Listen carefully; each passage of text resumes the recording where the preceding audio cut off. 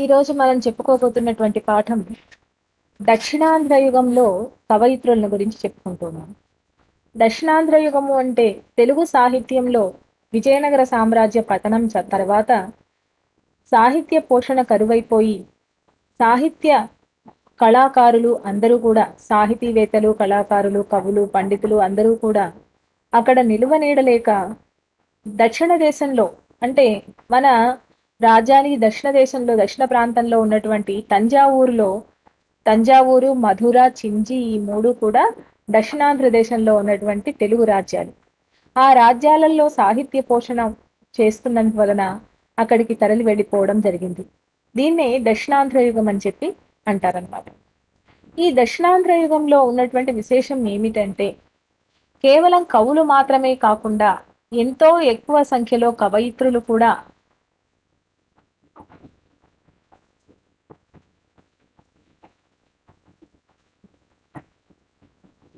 ఈ సమయంలో కావ్య రచన చేసినట్లుగా కనిపిస్తుంది. ముఖ్యంగా దక్షిణాంధ్ర యుగంలో విజయరాఘవ నాయకుడు, అతని తండ్రి రఘునాథ నాయకుడి కాలంలో కవయిత్రులు ఎక్కువగా వాళ్ళ ఆస్థానంలో ఉన్నట్టుగా తెలుస్తుంది. వీళ్ళని గురించి మనం కొంచెం తెలుసుకుందాం. మొదట రామభద్రాంబను గురించి తెలుసుకుందాం. ఈమె రఘునాథ నాయకుడి ఆస్థాన కవయిత్రిగా ఉండేది. ఆమె రఘునాథాభ్యుదయము అనేటువంటి 12 సర్గలలో 900 శ్లోకాలు కలిగినటువంటి సంస్కృత కావ్యాన్ని రచించింది. రఘునాథాభ్యుదయం రఘునాథుడి గురించినటువంటి ఆయన జీవిత విశేషాలకు సంబంధించినటువంటి కావ్యం అనమాట ఇది. ఆమె ఎన్నో కావ్యాలు రచించినట్టు చెప్తున్నప్పటికీ కూడా కేవలం ఇదొక్కటి మాత్రమే మనకు లభిస్తోందన్నమాట. ఈమె రాసినటువంటి తెలుగు కావ్యాలు ఏవి మనకు దొరకడం లేదు. ఈ విజయరాఘవ నాయకుడి కాలంలో ఆయన ఆస్థానంలో ఉన్నటువంటి చెంగల్వ కాళకవి అనే ఆయన రాజగోపాల విలాసము అనేటువంటి ఒక కావ్యాన్ని రాసినాడు. అందులో ఒక పద్యాన్ని బట్టి రామభద్రాంబ తెలుగు కావ్యాలను కూడా రాసింది అని ఆ చెంగల్వ కాళకవి శిష్యురాలని చెప్పి కూడా తెలుస్తుంది. ఈమె అష్టభాషా విశారద అని చెప్తున్నాను. అష్టభాషా విశారద అంటే ఏంటి? 8 భాషలలో పండితురాలు అని. 6 ప్రాకృత అపభ్రంశాలు, తెలుగు, సంస్కృతం వీటన్నింటినీ కలిపి ఆ రోజుల్లో అష్టభాషలు అని పిలిచేవాళ్ళు అనమాట. ఆ విధంగా అష్టభాషల్లో ఈమె పండితురాలని తెలుస్తుంది.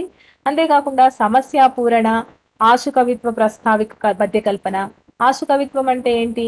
అప్పటికప్పుడు ఏదైనా ఒక సన్నివేశాన్ని గాని సంఘటనను గాని తీసుకొని అందులో కవిత్వం చెప్పడం, దీన్ని ఆశుకవిత్వము అంటారన్నమాట. ఆ విధంగా ఆశుకవిత్వం చెప్పడం. చిత్రకవితా ప్రక్రియలందు దిట్ట. అంటే చిత్రకవిత అంటే ఏంటి? మామూలుగా పండితులు లేకపోతే కవులు తమ పాండిత్యాన్ని, తమ ప్రాగల్భ్యాన్ని, తమకు ఉన్నటువంటి ప్రతిభను గురించి చెప్పుకోవడం కోసమని కొన్ని గారడీలు చేసేవాళ్ళు అనమాట ఆ రోజుల్లో కావ్యాలకు సంబంధించి. వాటిని చిత్ర విస్తర కవిత్వము అని పిలిచేవాళ్ళు. చిత్ర కవిత్వము, గర్భ కవిత్వము, బంధ కవిత్వము, ఆశు కవిత్వము అని 4 రకాలుగా ఉండేటువంటిది అనమాట.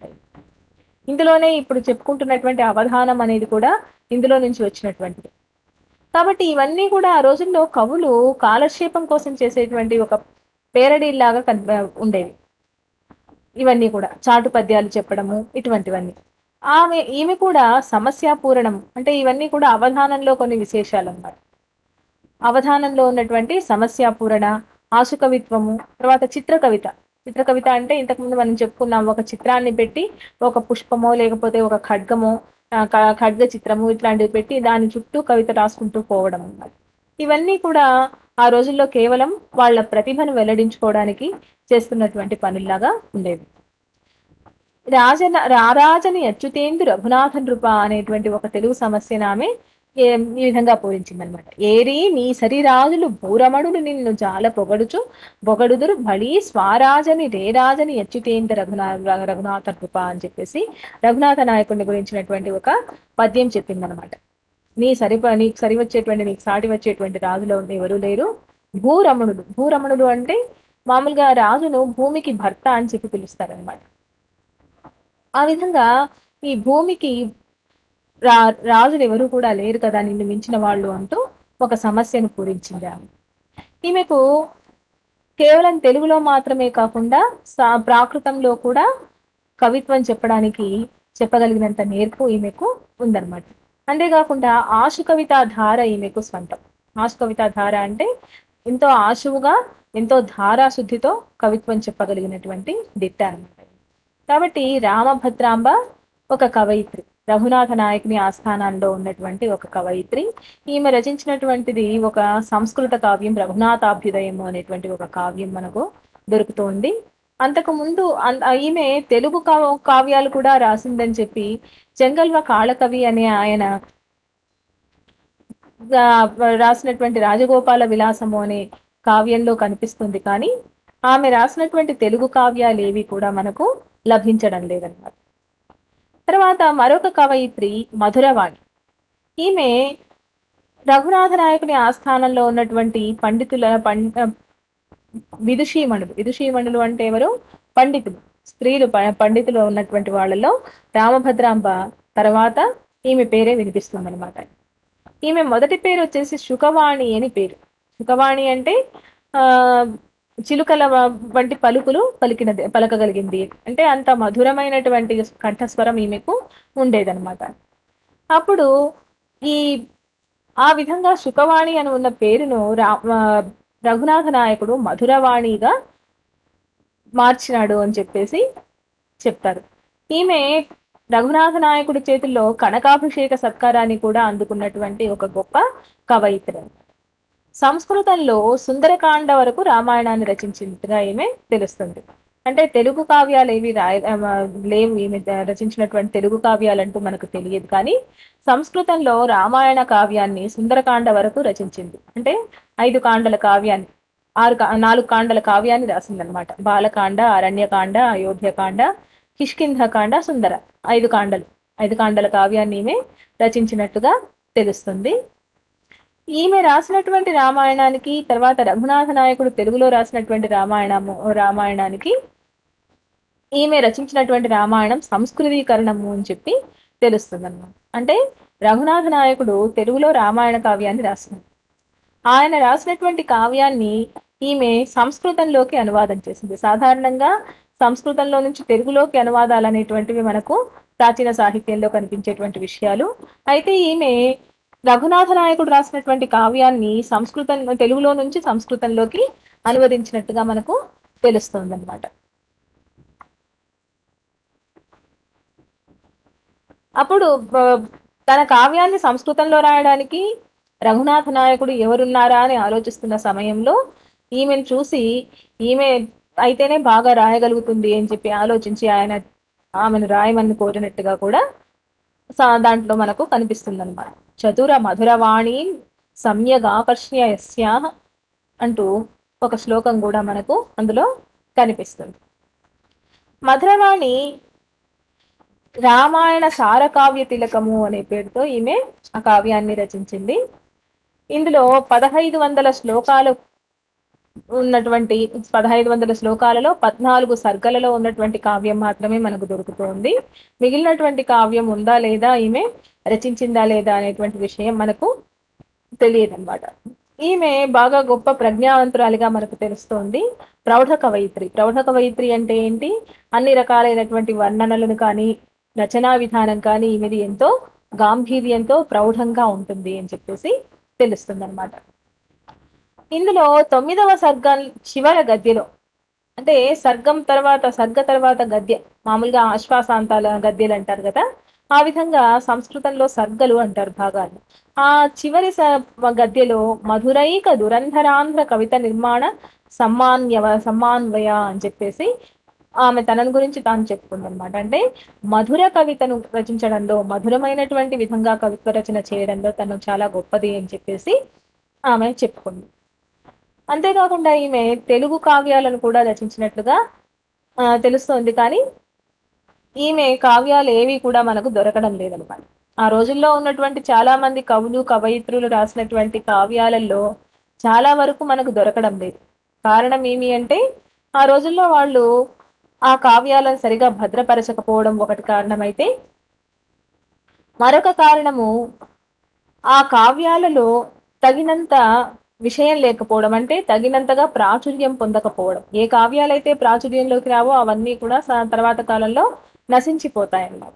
అందుకే కేవలం వీళ్ళు రాసినటువంటి కావ్యాలలో ఏవైతే బాగా ప్రాచుర్యంలో ఉన్నాయో అవి మాత్రమే దొరుకుతున్నాయి తప్ప మిగిలినవేవి కూడా దొరకడం లేదు మనకు. ఇంకా ఈమెకు ఒక బిరుదు ఉంది. అదేంటి అంటే ఘటికార్థ నిర్మిత శతశ్లోకి అని ఆమెకు బిరుదు అన్నమాట. ఘటికార్థ నిర్మిత శతశ్లోకి అంటే ఏంటి? ఘటిక అనేటువంటిది ఒక కాల ప్రమాణాన్ని కొలిచేటువంటి సాధన. ఒక అర్ధ ఘటికలోనే 100 శ్లోకాల వరకు చెప్పగలిగినటువంటి శక్తి ఈమెకు ఉంది అని చెప్పేసి ఆ బిరుదుకు అర్థం అన్నమాట. అంతేకాకుండా షడ్భాషా రచనా విశేష బహుకథ విఖ్యాత కీర్తి అనేది ఆమెకు సొంతం అని చెప్పి తన గురించి తాను చెప్పుకునే సమయంలో ఈమె చెప్తుంది. షడ్భాషా రచనా విశేష బహుధా విఖ్యాత కీర్తి. 6 రకాలైనటువంటి భాషలలో రచనలు చేయగలిగినటువంటి గొప్ప కీర్తిని కలిగినటువంటి దానిని అని చెప్పి ఆమె చెప్పుకుంది. అంతేకాకుండా సమస్త వ్యాకరణాది శాస్త్ర నిష్ణాత అని కూడా చెప్పుకున్నారు. అన్ని రకాలైనటువంటి వ్యాకరణ శాస్త్రము, నీతి శాస్త్రము, తర్కశాస్త్రం మొదలైనటువంటి అన్ని రకాల శాస్త్రాలలో తాను నైపుణ్యం కలిగిందానని కూడా చెప్పుకుంది. సద్యో విస్మయ నిరోష్ట్య కవితా సందర్భధార సుధాసారోర్మి పరిపూరక శృతి శుద్ధి సంభావితాలిఖ్య అని చెప్పి సంభావితాఖ్య అని కూడా చెప్పుకుంది. అంటే తనను గురించి తాను చెప్పుకునే సందర్భంలో ఇటువంటి విశేషణాలన్నీ కూడా వాడుకునిందన్నమాట.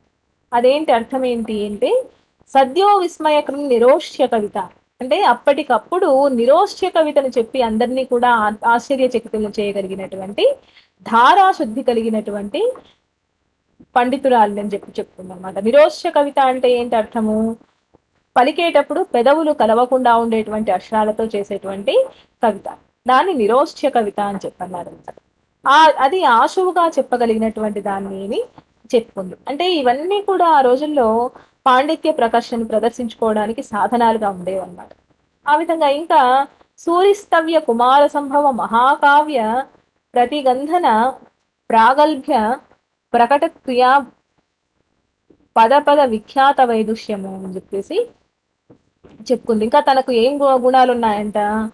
పండితులందరూ కూడా పొగిడినటువంటి కుమార సంభవ మహాకావ్యాన్ని ఎంతో ప్రగల్భమైనటువంటి రీతిలో చెప్పగలిగినటువంటి వైదుష్యం కలిగినటువంటి దాన్ని అని చెప్పి ఆమె ఇంకా చాలా రకాలైనటువంటి విశేషణాలు కూడా ఈమె చెప్పుకుందన్నమాట.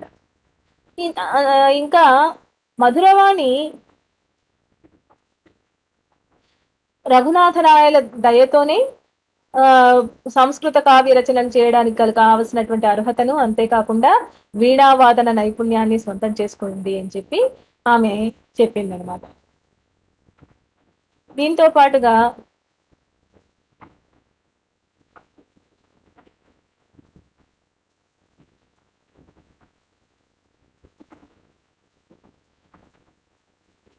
రామాయణ సారంతో పాటుగా నైషధము, కుమార సంభవ కావ్యాలు కూడా ఈమె రచించినట్టుగా తాను చెప్పుకున్నాను అనమాట. నైషధము అంటే నిషధరాజు అయినటువంటి దుష్యంతుడికి సంబంధించినటువంటి కథ. కుమార సంభవ కావ్యము అంటే కుమారస్వామి జన్మ వృత్తాంతానికి సంబంధించినటువంటి కథ. ఈ 2 కావ్యాలను కూడా ఆమె రాసినట్టుగా తెలుస్తుంది. తర్వాత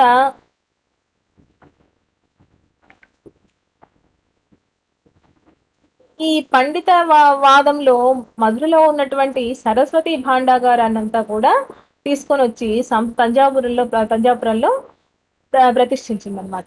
సరస్వతి భాండాగారం అంటే ఏంటి? ఎన్నో రకాలైనటువంటి కావ్యాలు, ఎంతో మంది గొప్ప గొప్ప కవులు రాసినటువంటి కావ్యాలు, లక్షణ శాస్త్ర గ్రంథాలు మొదలైనటువంటివన్నీ కూడా మధురలో ఉన్నటువంటి పండితులను ఓడించి అక్కడ ఉన్నటువంటి ఆ సాహిత్య సంపదనంతా తీసుకొని వచ్చి తంజావూరులో పెట్టిందనమాట మధురవాణి. కాబట్టి ఈమె చాలా గొప్ప పాండిత్యం కలిగినటువంటిది, విదుషీమణి అని చెప్పేసి వైదుష్యం కలిగినటువంటిది అని చెప్పి ఇవన్నీ కూడా తెలుస్తుంది అనమాట. రామాయణ సారతిలకంతో పాటుగా ఇంకా ఏం రాసింది?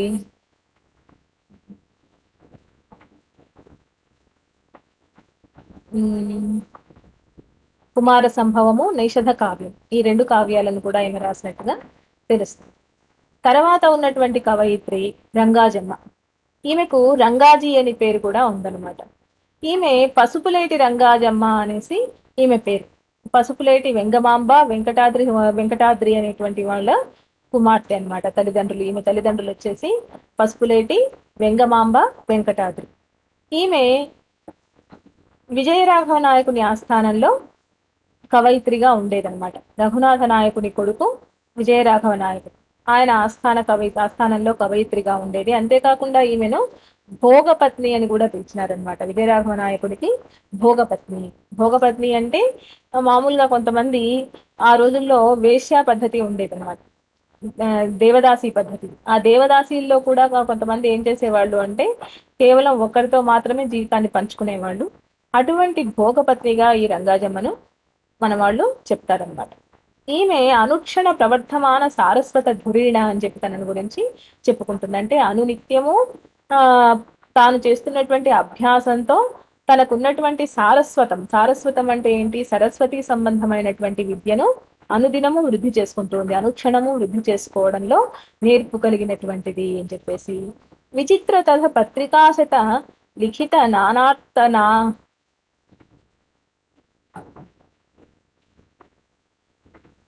అంటే ఎన్నో నిమిషంలోనే ఎంతో సాహిత్యాన్ని రచన చేయగలిగినటువంటి దాన్ని అనేసి చాలా రకాలైనటువంటి విశేషణాలు ఈమె చెప్పుకుందనమాట. అతులితాను భాష కవిత సర్వంకష విశేష విశారద రాజనీతి విద్యా విశారద అని చెప్పేసి ఎన్నో రకాలైనటువంటి విశేషణాలు ఈమెను గురించి తన కావ్యంలో చెప్పుకున్నాడు. అయితే ఇవన్నీ అతిశయోక్తులు కావు, ఎందుకంటే ఆమె అంత గొప్ప ప్రతిభావంతురాలు కాబట్టి తనను గురించి తాను ఆ విధంగా చెప్పుకుంది. ఈమె తెలుగులో రచించినటువంటి కావ్యాలలో యక్షగానాలు చాలా ఎక్కువగా ఉన్నాయి. మన్నారు దాస విలాసము అనేటువంటి ఒక యక్షగానాన్ని ఈమె రాసింది. మన్నారు దాస విలాస నాటకము అనే యక్షగానము, తర్వాత మన్నారు దాస విలాసము అనేటువంటి ఒక ప్రబంధము, ఉషా పరిణయము అనేటువంటి ఒక ప్రబంధము, రామాయణ భారత భాగవత సంగ్రహాలు అనేటువంటి పద్య కావ్యాలు. అంటే కేవలం ఒక ప్రక్రియలో కాకుండా ప్రబంధాలు రచన చేసింది. ఆ తర్వాత ఆ యక్షగాన నాటకాలు రచించింది.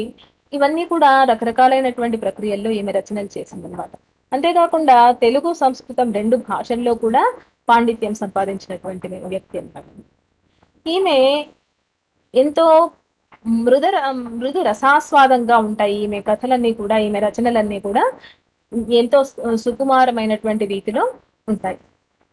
వీటిల్లో మనకు ముద్రిత గ్రంథాలు ఏవి అని చెప్తే మన్నారు దాస విలాస నాటకము, ఉషా పరిణయము, ఈ రెండు, ఒకటి యక్షగానము, ఇంకొకటి ప్రబంధం అన్నమాట. ఈ రెండు మాత్రమే ముద్రితాలైనాయి, మిగిలినటువంటివన్నీ కూడా అముద్రిత రచనలే. ఇంకా ఇది మన్నారు దాస విలాసము అనేటువంటి యక్షగానం వచ్చేసి విజయరాఘవ నాయకుడికి సంబంధించినటువంటి కథ అన్నమాట. అంటే విజయరాఘవ నాయకుడు మన్నారు దేవుణ్ణి పూజించేవాడు. ఆ మన్నారు దాసుడు అనేటువంటి పేరుతో ఆయన కథనంతా కూడా కావ్యంగా ఈమె రచించిందనమాట. శృంగారైక రసంబులో పదములన్ చెల్వొంద మెప్పించితో అంటూ విజయరాఘవ నాయకుడు రంగాజమ్మను ఎంతో శృంగారరస భరితంగా, ఎంతో అద్భుతమైనటువంటి రీతిలో, పండితులందరూ కూడా మెచ్చుకునేటువంటి రీతిలో, సంగీత విద్వాంసులు మెచ్చుకునేటువంటి రీతిలో, ఎంతో అద్భుతమైనటువంటి రీతిలో ఈ కావ్యాన్ని రచించినావని చెప్పేసి విజయరాఘవ నాయకుడు ఆమెను మెచ్చుకున్నట్టుగా తెలుస్తుంది. అంతేకాకుండా ఆమె కవిత్వ శక్తి అనేటువంటిది, శ్లేష చమత్కారం అనేది కూడా ఇందులో మనకు కనిపిస్తుంది అనమాట. అంటే శ్లేష అంటే ఏంటి, ఒకే సమయంలో అనేక రకాలైనటువంటి అర్థాలు ఇచ్చేటువంటి వాక్యాలను శ్లేష అని పిలుస్తారనమాట. అటువంటి శ్లేష చమత్కారాన్ని కలిగించేటువంటి రచనా విధానం కూడా ఈమె రచనల్లో, ఈమె కావ్యాలలో మనకు కనిపిస్తూ ఉంది. తర్వాత ఉషా పరిణయము వచ్చేసి హరివంశ పురాణంలో ఉన్నటువంటి ఒక చిన్న కథ అన్నమాట. ఇది ఏంటి అంటే 5 ఆశ్వాసాల ప్రబంధం ఇది. ఇందులో కథ ఏమి అంటే బాణాసురుని కూతురైనటువంటి ఉష, రాక్షసరాజు కూతురైనటువంటి ఉష, ఈమె అనిరుద్ధుడు అని కృష్ణుని మనుమడు అనమాట. అతన్ని పెళ్లి చేసుకోవడము అనేది ఇందులో ఉన్నటువంటి కథ. అంటే ఉష అనే అమ్మాయికి ఒక రోజు రాత్రి కళ వస్తుంది అన్నమాట. ఆ కలలో ఒక అందమైనటువంటి రాజకుమారుడు కనిపిస్తాడు.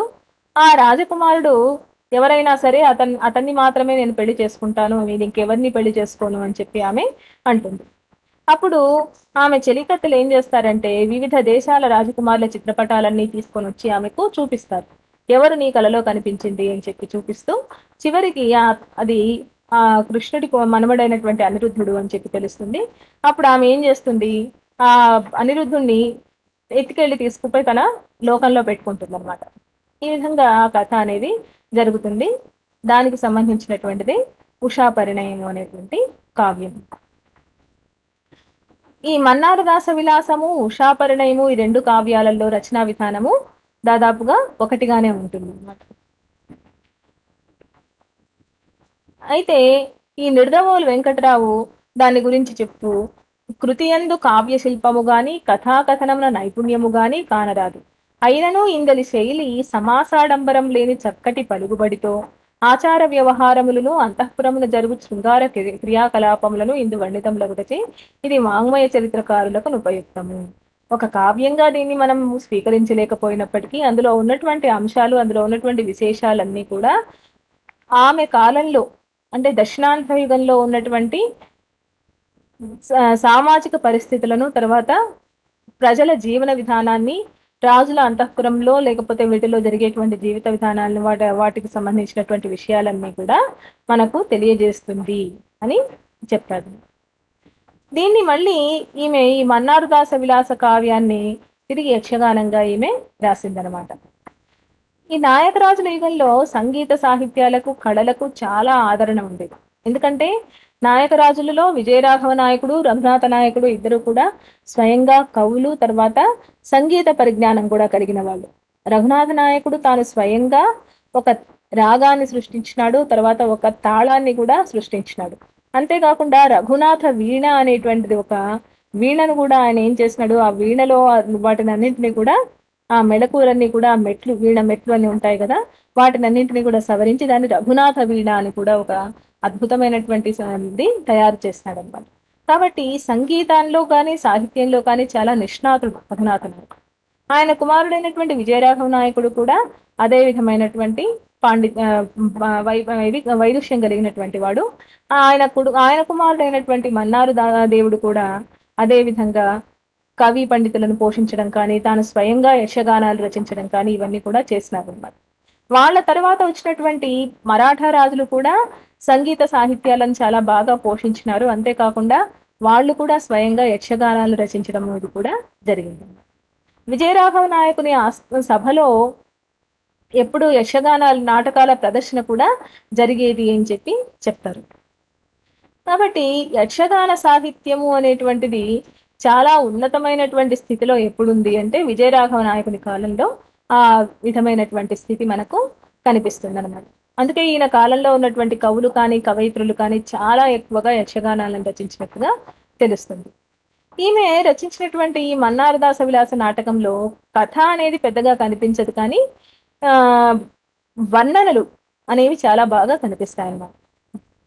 కావేరీ తీరంలో ఉన్నటువంటి చోళ దేశాన్ని గురించి, తంజావూర్ని గురించి ఎంతో అద్భుతమైనటువంటి రీతిలో ప్రబంధ రీతిలో అంటే ఏంటి, వర్ణనాత్మకమైనటువంటి రీతిలో ఈమె దాన్ని వర్ణించిందనమాట. అంతేకాకుండా ఈ తంజావూరులో ఉన్నటువంటి రాజగోపాల స్వామి రథోత్సవాన్ని గురించి ఎంతో చాలా అద్భుతమైనటువంటి రీతిలో వర్ణించింది అన్నమాట. ఆ విధంగా ఇదంతా కూడా ఈ రాజగోపాల స్వామి రథోత్సవానికి వచ్చినటువంటి విజయరాఘవ నాయకుడిని చూసి కాంతిమతి అనే ఒక రాజకన్య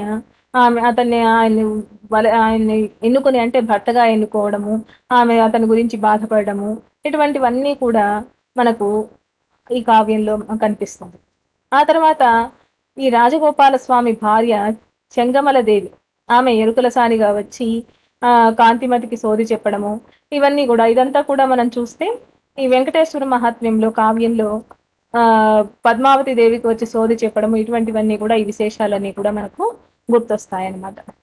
ఇందులో అంతేకాకుండా గొల్ల హాస్యము, పండితుల అన్యోన్య విద్యామాత్సర్యము, అంటే కేవలము యక్షగాన నాటకంలో అంటే హాస్యరసం కూడా ఎక్కువగా ఉంటుందన్నమాట యక్షగానాలలో. ఆ విధమైనటువంటి హాస్య చిత్రత కూడా ఇందులో మనకు కనిపిస్తుంది. అంతేకాకుండా విజయరాఘవుని వివాహం జరిగేటప్పుడు బ్రాహ్మణులు సంభావన కోసం అని చెప్పేసి గొడవ పడ్డము, ఇట్లాంటివన్నీ కూడా వాటిల్లో కొంత హాస్యం, సున్నితమైనటువంటి హాస్యం అనేటువంటిది కనిపిస్తుంది. అంతేకాకుండా ఇందులో సామాజిక జీవిత చిత్రణ అనేది కూడా చాలా ఎక్కువగా కనిపిస్తుంది అనమాట. కొన్ని పాత్రలను ప్రవేశపెట్టేటప్పుడు వాళ్ళ వేషధారణల గురించి చాలా ఎక్కువగా వర్ణిస్తుంది. అంటే పాత్రల స్వభావాన్ని వర్ణించడము, వాళ్ళ వేషధారణ వర్ణించడము, వాళ్ళ ప్రవర్తనలు వర్ణించడము, ఇవన్నీ కూడా ఎక్కువగా పాత్ర చిత్రణ అనేటువంటిది కొంచెం అంటే పరిపక్వమైనటువంటి స్థితిలో ఉందన్నమాట.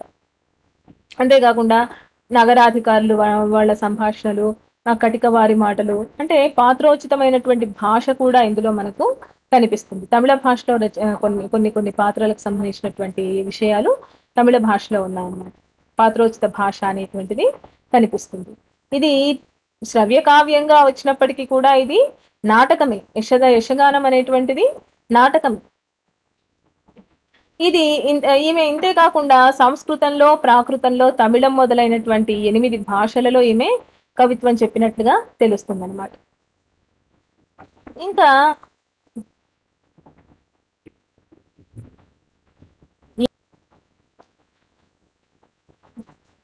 కాబట్టి ఇక్కడ వేశ్యల జీవితాన్ని గురించి, ఆ తర్వాత ఉన్నత కుటుంబాల్లో ఉండేటువంటి వాళ్ళ జీవితాలను గురించి, వాళ్ళ నాట్యము, వాళ్ళ జీవిత విధానాలను గురించి ఎంతో చక్కగా వర్ణించిందనమాట.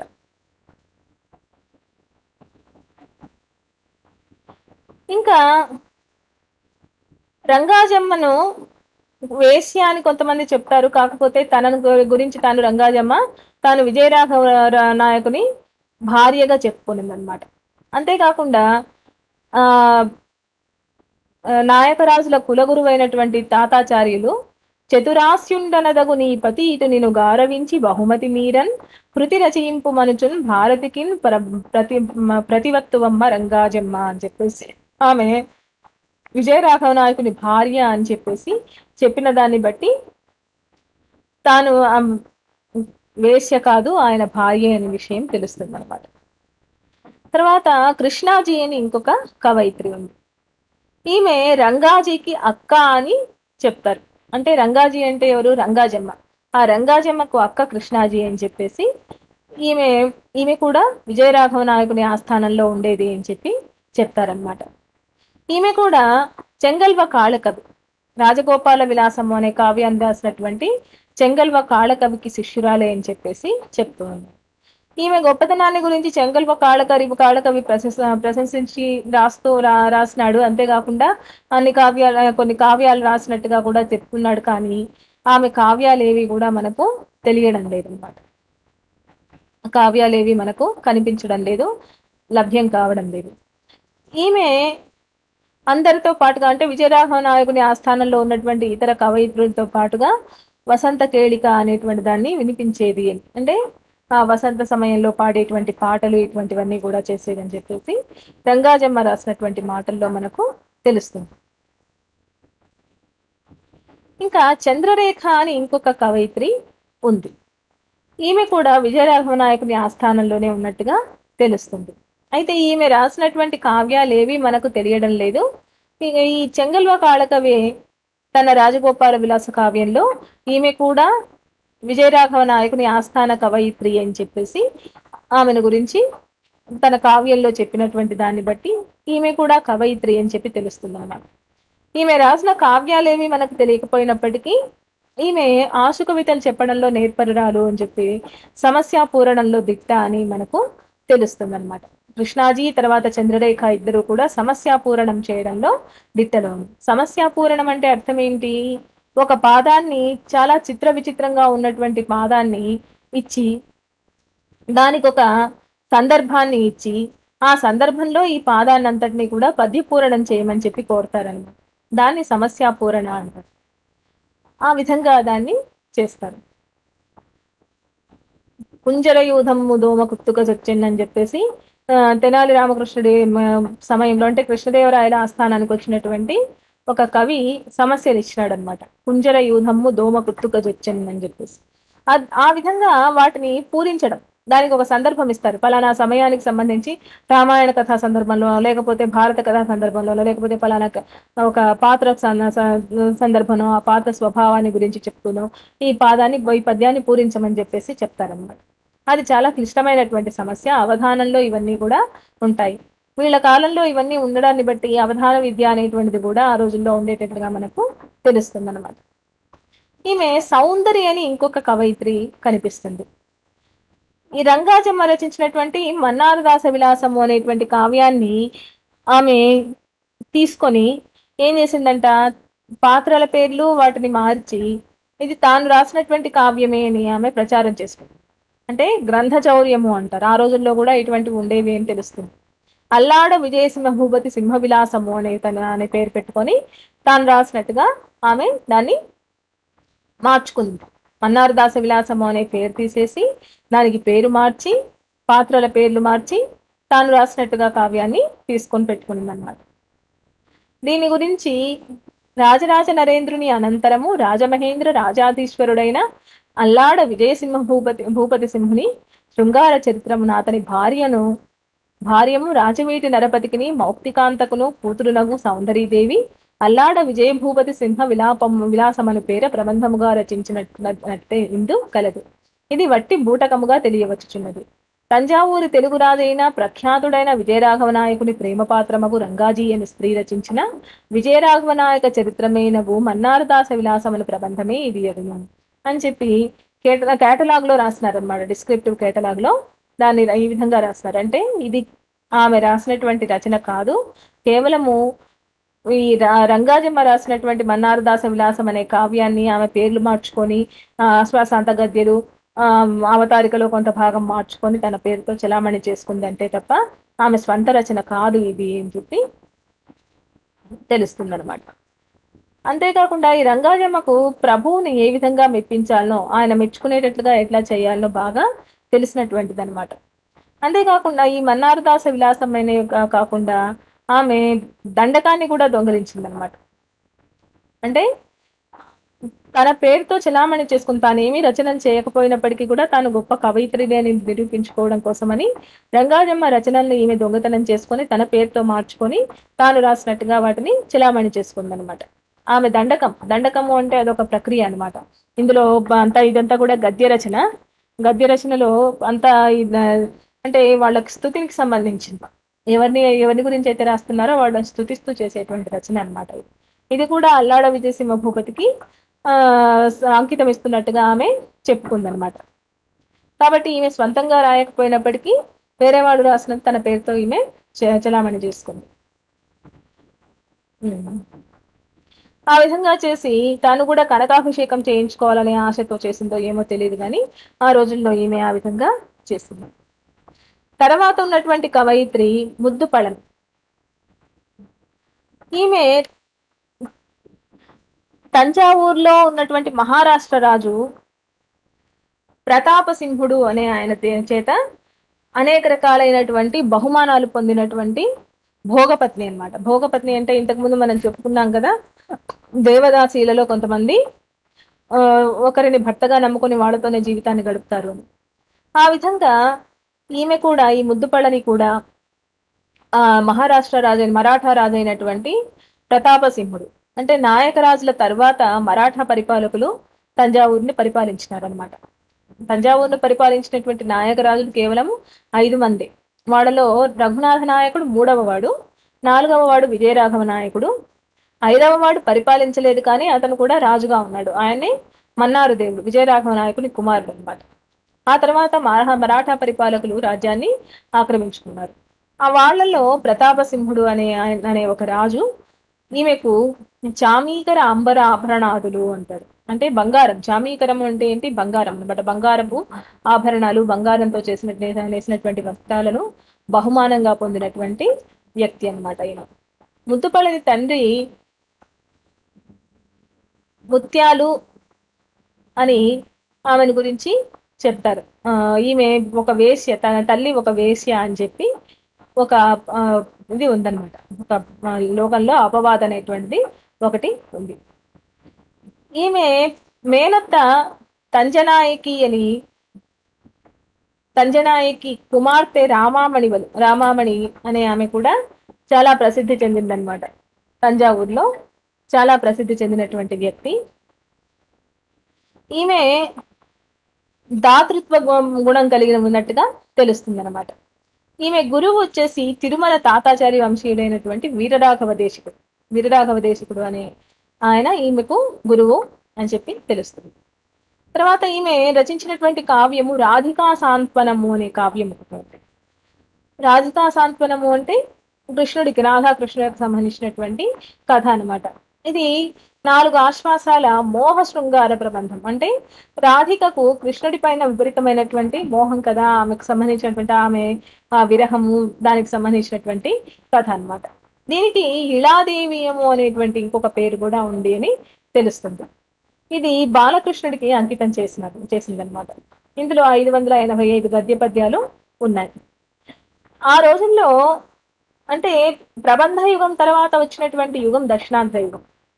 స్త్రీల అంగాంగ వర్ణన అనేటువంటిది, స్త్రీల శారీరక వర్ణన అనేటువంటిది మితిమీరిపోయినటువంటి కాలం అనమాట. అందుకని ఆ సమయంలో స్త్రీలు కూడా అటువంటి వర్ణనలు చేసినారన్నమాట.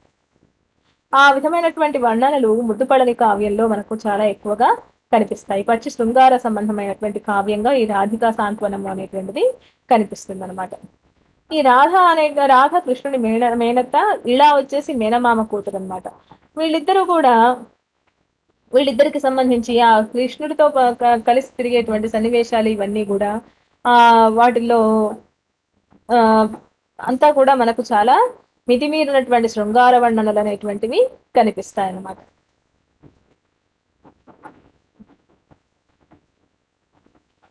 ఇదంతా కూడా ఈ ఇలా రాధాకు సంబంధించినటువంటి కథ అది ఇందులో మనకు కనిపిస్తుంది. ఇళ్లను వివాహం చేసుకున్న తర్వాత రాధ ఏ విధంగా బాధపడుతుంది, ఇదంతా కూడా దీంట్లో మనకు కనిపిస్తుంది. ఇందులో ఉన్నటువంటి శృంగార వర్ణనలు చాలా వరకు మనకు నందితిమ్మన పారిజాతాపహరణ కావ్యాన్ని అనుసరించినట్టుగా కనిపిస్తుంది. నందితిమ్మన పారిజాతాపహరణం అనే కావ్యాన్ని రాసినాడు. ఆ కావ్యంలో ఉన్నటువంటి వర్ణనలు చాలా వరకు దీంట్లో మనకు కనిపిస్తాయి. అయితే పారిజాతాపహరణ కావ్యంలో శృంగారము అనేటువంటిది సభ్యతను దాటిపోలేదన్నమాట. అయితే ఇందులో మాత్రము రాధికా సాంత్వనంలో మాత్రము వచ్చి శృంగార వర్ణనలు చాలా అసభ్యకరమైనటువంటి వర్ణనలు మనకు కనిపిస్తాయన్నమాట. నైతికత తర్వాత ఇవన్నీ కూడా ఏవి లేవు అని చెప్పి తర్వాత వచ్చినటువంటి సాహితీవేత్తలు దాంట్లో చెప్పినారన్నమాట. ఇంకా రచనలో మధురత అనేటువంటిది చాలా ఎక్కువగా ఉంటుంది. ఈ రచనల్లో చాలా చక్కనైనటువంటి లోకోక్తులు ఇవన్నీ కూడా మనకు కనిపిస్తాయి. లోకోక్తులు అంటే ఏంటి? సామెతలు, నుడికారాలు మొదలైనటువంటివన్నీ కూడా మనకి ఎక్కువగా ఇందులో కనిపిస్తాయి అన్నమాట. తెలుగు పదాలు, అచ్చ తెలుగు పదాలు చాలా ఎక్కువగా మనకు కనిపిస్తాయి. శౌరిని బిల్వగా జరిన చక్కని కీర మదేల రాదో, ఏ దారిని జన్నదో నడుమ దారెనో చేరెనో లేదో గోపికా జారుని గాంచెనో కనదో చక్కగా నా విత విన్నవించెనో సారెకు లేక శౌరినుడి చక్కెర ఇక్కర మెక్కించిక్కెనో అని చెప్పేసి అచ్చ తెలుగు పదాలు ఇవన్నీ కూడా. కృష్ణుని పిలవడానికి పోయినటువంటి కీరము అంటే చిలుక. ఆ చిలుక ఇంకా రాలేదు, ఎక్కడో వెళ్ళిపోయిందో ఏమో, ఈ మధ్యలో ఎవరైనా కనిపించినారో లేదో, కృష్ణుని చూసిందో లేదో, లేకపోతే నా బాధను వినిపించిందో లేదో, లేకపోతే ఆ కృష్ణుడు పెట్టినటువంటి చక్కెర మెక్కి అట్లే అక్కడే కూర్చొని ఉందో లేదో ఏమో తెలియడం లేదు. అందులో ఈ సుకుమారమైన స్పర్ధ, రాధ మనసులో ఉన్నటువంటి స్పర్ధ అంటే కృష్ణుడు తన భార్య దగ్గర ఉన్నాడు అనేటువంటి ఒక ఈర్ష్య, నా దగ్గరికి రాలేదే అనేటువంటి ఒక ఈర్ష్య అనేటువంటిది, ఈర్ష్యాభావం అనేటువంటిది, ఇవన్నీ కూడా చాలా అచ్చమైనటువంటి తెలుగు మాటల్లో కనిపిస్తాయి. చక్కని దానవంచు గదిసార మెరింకిన దానవంచు నా ఎక్కర దీర్తు వంచు నన్ను హాయిగా కౌగిట చేత్తు వంచు నేనిక్కమ్ము నమ్మివచ్చునెడ నీ విపుడు ఇమటు మాయలాండ్ర నేనక్కట యొప్పగించినట్టున నారడి సేతుని రాధికామణి అంటూ కృష్ణుడు రాధతో చెప్తున్నాడు, నువ్వు చాలా చక్కని దానివి, అందమైన దానివి కదా, అన్ని కూడా తెలిసిన దానివి అని చెప్పేసి నా కోరికలు తీరుస్తావు అని చెప్పి నీ దగ్గరికి నేను వస్తున్నాను కదా అంటూ చాలా చక్కనైనటువంటి తెలుగు పదాలలో, అర్థవంతమైనటువంటి అచ్చ తెలుగు పదాలలో కృష్ణుడు రాధతో చెప్పేటువంటి విషయాలు ఇవన్నీ కూడా కనిపిస్తాయన్నమాట. ఇట్లా ఎంతో అచ్చమైనటువంటి తెలుగుదనము అనేటువంటిది ఈమె రచనలో మనకు కనిపిస్తుంది. ఆ, ఈమె కంటే ముందు వెలిదండ్ల వెంకటపతి అనే ఆయన రాధామాధవ సంవాదము అనేటువంటి ఒక కావ్యాన్ని రాస్తే, సముఖం వెంకట కృష్ణప్ప నాయకుడు అనే ఆయన కూడా రాధికా సాంత్వనము అనే పేరుతో ఒక కావ్యాన్ని రాసినాడన్నమాట. అంతేకాకుండా ముద్దుపళ్ళని రాధికా సాంత్వనానికి ముందు వచ్చినటువంటి కావ్యాలు ఈ రెండు కూడా. ఈ సముఖం వెంకట కృష్ణప్ప రాసినటువంటి కావ్యంలో 126 గద్య పద్యాలు ఉన్నాయన్నమాట. ఇది ఒకే ఆశ్వాసంతో ఉన్నటువంటి చాటు ప్రబంధం, ఆశువుగా చెప్పినటువంటి కావ్యం అన్నమాట. ఇందులో ఉన్నటువంటి పద్యాల్లో చాలా వరకు మనకు ముద్దుపడని కావ్యంలో కనిపిస్తాయి. ఇంకా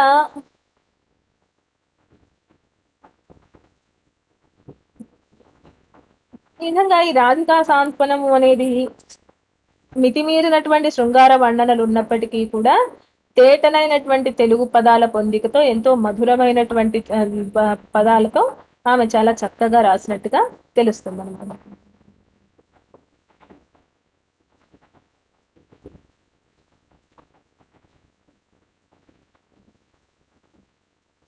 తర్వాత తరిగొండ వేంగమాంబ. ఈమె విశిష్టమైనటువంటి స్థానం కలిగినటువంటి కవయిత్రి తరిగొండ వేంగమాంబ. ఈమె బాల వితంతువు. కడప జిల్లా, ఈమె కడప జిల్లా అన్నమాట. ఈమె తండ్రి పేరు కృష్ణయామాత్యుడు, తల్లి మంగమాంబ. నందవరీక బ్రాహ్మణ వంశానికి చెందినటువంటి స్త్రీ అన్నమాట ఈమె. ఈమె గురువు వచ్చేసి సుబ్రహ్మణ్యుడు. తన కావ్యాలన్నింటినీ కూడా తరిగొండలో ఉన్నటువంటి నరసింహస్వామికి అంకితంగా ఈమె రచించిందన్నమాట. ఈమె చాలా కావ్యాలు రాసింది. వాటిల్లో వెంకటాచల మహాత్మ్యము అనేటువంటి ఒక పద్య కావ్యము, వాసిష్ఠ రామాయణము, రాజయోగ సారము, భాగవతము, 12 స్కంధాల్లో ఉన్నటువంటి భాగవత కావ్యము, కృష్ణమంజరి అనేటువంటి ద్విపద కావ్యాలను ఈమె రాసిందనమాట. ఇవన్నింటినీ కూడా ద్విపదలో రాసింది. ఆ భాగవతంలో 6 కాండలు మాత్రమే మనకు దొరుకుతూ ఉన్నాయి. ఈమె రచనలన్నీ కూడా వేదాంత సంబంధమైనటువంటి గ్రంథాలకు ఎక్కువగా ఉన్నాయన్నమాట. చిన్న వయసులోనే భర్త పోవడంతో ఈమె సన్యసించి ఒక యోగినిగా జీవితాన్ని గడిపింది. యోగినిగా జీవితాన్ని గడుపుతూ తన దగ్గరకు రాజయోగము అనేటువంటి ఒక గ్రంథాన్ని కూడా రాసింది అనమాట. రాజయోగము అనేది దేనికి సంబంధించినటువంటిది అంటే మోక్ష మార్గానికి సంబంధించినటువంటి గ్రంథం అన్నమాట. ఇది వేదాంత సంబంధమైనటువంటి గ్రంథము. ఆ విధంగా ఆమె వేదాంత పరమైనటువంటి రచనలు చాలా చేసింది. విష్ణు పారిజాతము, ముక్తికాంత విలాసము మొదలైనటువంటి యక్షగానాలను చాలా వరకు ఈమె రచించినట్టుగా తెలుస్తుంది. ఈ వెంకటాచల మహాత్మ్యం అనేటువంటి కావ్యం వచ్చేసి వెంకటేశ్వర స్వామికి సంబంధించినటువంటి కావ్యం అన్నమాట. ఆయన కథకు సంబంధించింది. అంటే వెంకటేశ్వర స్వామి అవతరించడము, ఆమె ఆ తర్వాత ఆయన రావడం, ఇక్కడ తిరుమల దగ్గరికి రావడము, ఆ తర్వాత తపస్సు చేయడము, ఇవన్నీ కూడా పద్మావతి దేవుని వివాహం చేసుకోవడం, ఈ కథలో నిండుతో కలిసినటువంటిది వెంకటాచల మహాత్మ్యము అని కథ. ఇందులో ఈమె నేను అసభ్యమైనటువంటి వర్ణనలు ఎప్పుడు చెయ్యను అని చెప్పేసి శ్రీకృష్ణుడికి విన్నవించుకున్నట్టుగా తెలుస్తుంది. శృంగారాకృతి తోడ వచ్చి పదములు శృంగార సారంబు తోడం గూడంబుగా చెప్పు నీవనగా అట్లే చెప్పలేనన్నా నన్ను మూగోపంపున జూచి లేచి ఎటనే మొక్కంగా మన్నించి తృంగారోక్తులు తానే పలికికొను నా శ్రీకృష్ణు సేవించదని అని చెప్పేసి ఒక పద్యం చెప్తుంది. అంటే నేను శృంగారాకృతిని అయినటువంటి నన్ను శృంగార రస భరితంగా కావ్యాన్ని చెప్పమని చెప్పి నన్ను కోరితే నేను అట్లా చెప్పలేనంటే కొంచెం కోపంతో తనను చూసి ఆయన తన శృంగార సంబంధమైనటువంటి పదాలు తానే పాడుకునేటువంటి ఆ కృష్ణుని నేను సేవిస్తాను అని చెప్పేసి చెప్పుకుంటుందన్నమాట. అనుచితమైనటువంటి వర్ణనలు ఎక్కడా కూడా ఈమె కావ్యంలో కనిపించలేదన్నమాట. అంతేకాకుండా ఈమె అందరికీ కూడా రాజయోగాన్ని నేర్పించాలి అనేటువంటి ఉద్దేశంతో అందరికీ చెప్తూ తిరిగేదన్నమాట. అయితే తర్వాత కొంతకాలానికి ఏమని ఇబ్బంది ఏర్పడింది అంటే ఈమె తిరుగుబోతు అని చెప్పేసి ఆమెను భావించి ఆ ఊర్లో వాళ్ళందరూ కూడా ఆమెను తరిమి కొడతారన్నమాట. తరిమి కొడితే ఆమె ఏం చేస్తుంది, తిరుపతికి చేరి తిరుమల కొండ పైన ఉండి కావ్యాలన్నింటినీ కూడా రచించింది అని చెప్పేసి చెప్తారన్నమాట. గురుముఖంగా ఎప్పుడు కూడా ఆమె చదువు నేర్చుకోలేదని చెప్పి, అయితే తన స్వంతమైనటువంటి ప్రతిభతో కావ్యాలు రాసింది అని చెప్పి తెలుస్తుంది.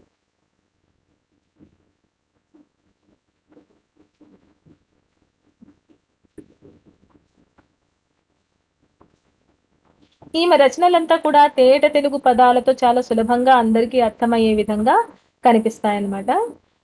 ఈ భవిష్యోత్తర పద్మ పురాణాలలో వరాహ పురాణము, భవిష్యోత్తర పురాణము, పద్మ పురాణం ఈ పురాణాలలో వెంకటాచల మహాత్మ్యము సంబంధించినటువంటి విశేషాలు మనకు కనిపిస్తాయన్నమాట. వీటిని ఆధారంగా చేసుకుని వెంకటాచల మహాత్మ్యాన్ని వేంగమాంబ రచించినట్టుగా తెలుస్తుంది. ఈ ఇందులో మాధవుడు అనేటువంటి ఒక పాత్ర ఉంది మనకు.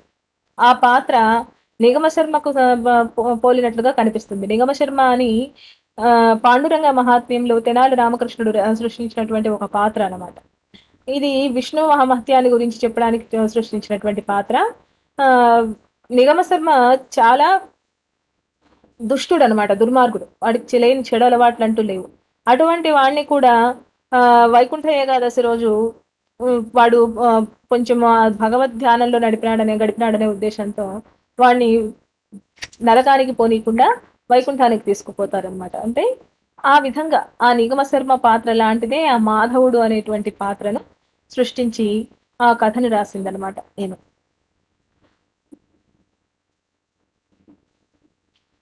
అంతేకాకుండా వాసిష్ఠ రామాయణము అనేటువంటిది కూడా ఈ వేదాంతాన్ని ప్రతిపాదించేటువంటి ఒక కావ్యం, ద్విపద కావ్యం ఇది. దీనికి కూడా యోగ వాసిష్టము, జ్ఞాన వాసిష్టము అని పేర్లున్నాయి. దీనికి వశిష్ఠ శ్రీరామచంద్ర సంవాదము అనేటువంటి ఇంకొక పేరు కూడా ఉందన్నమాట. ఇందులో 5 ప్రకరణాలు ఉన్నాయి. ఆత్మ తరించడం కొరకు తను రామాయణం రాస్తున్నాను అని చెప్పుకుందనమాట. వేరే వాళ్ళ కోసం ఎవరి కోసం రాయడం లేదు, నా ఆత్మ సంతృప్తి కోసము, ముక్తి కోసం అని చెప్పేసి నేను రాస్తున్నాను.